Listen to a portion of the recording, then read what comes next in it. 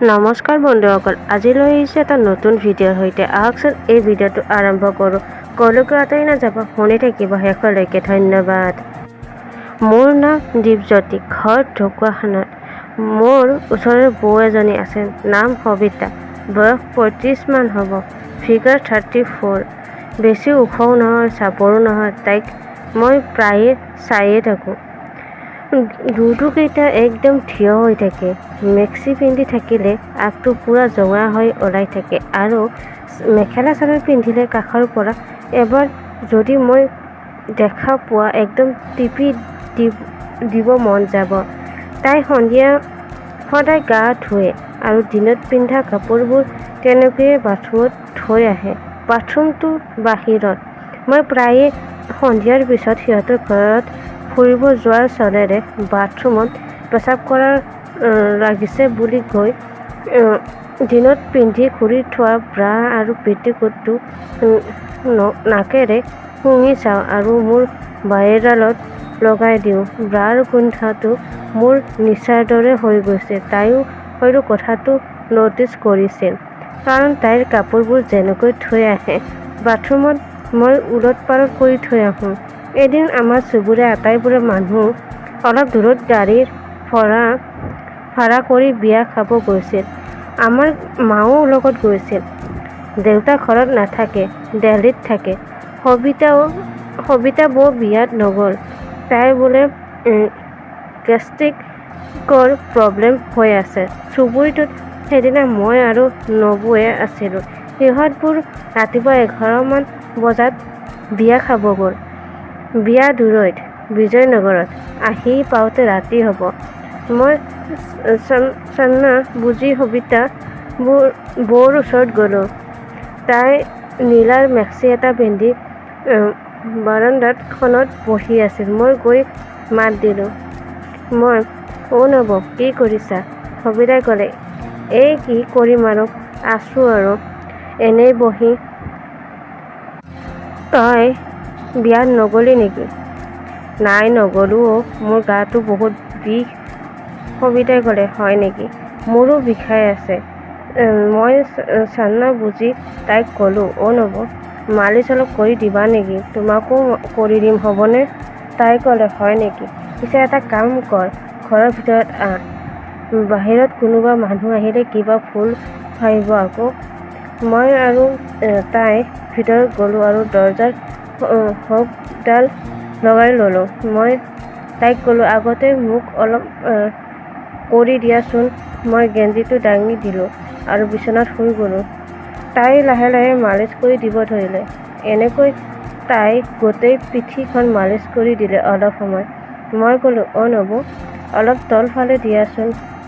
তাই একো নোকোৱাকৈ লাহে লাহে মোৰ টপিনা দুখনৰ ওচৰত মালিচ কৰি দিব ধৰিলে। অলপ পিছত মই বৌক ক'লোঁ, হ'ব দিয়া, এতিয়া তোমাক কৰি দিওঁ। এনেকৈ কোৱাৰ লগে লগে তাই বিচনাখনত উঠিল আৰু মই বিচনাখনৰ ওচৰত বহি ল'লোঁ। তাই শুই দিলে। মই লাহে লাহে পিঠিখন মালিচ কৰি দিব ধৰিলোঁ, মেক্সিটোৰ ওপৰতে। মাজে মাজে ব্ৰাৰ ফিটা কেইডাল আৰু হুকটো ধৰি টানি দিওঁ। তাই একো নকয়। মই বৌক সুধিলোঁ, অ' বৌ, ভাল লাগিছেনে নাই? তাই ভাল লাগিছে বুলি ক'লে। মই ক'লোঁ, আৰু ক'ৰবাত দিব লাগিব নেকি?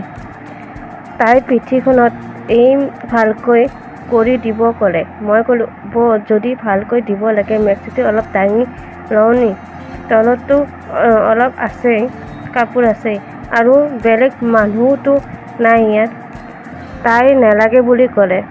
কিন্তু মই জোৰ কৰি তাইৰ ভৰিৰ ওপৰৰ পৰা মেক্সিটো দাঙি আনি টপিনাৰ ওচৰলৈ লৈ আনিলোঁ। তাই মোৰ ফালে চাই ক'লে, এনেকৈ মালিচ কৰি থাকা, কাপোৰ খুলিব নালাগে আৰু। মই তাইক ক'লোঁ, অ' নবৌ, একো নহয়, মই কাকো নকওঁ তো। তাই ক'লে, নকোৱাটো সঁচাই?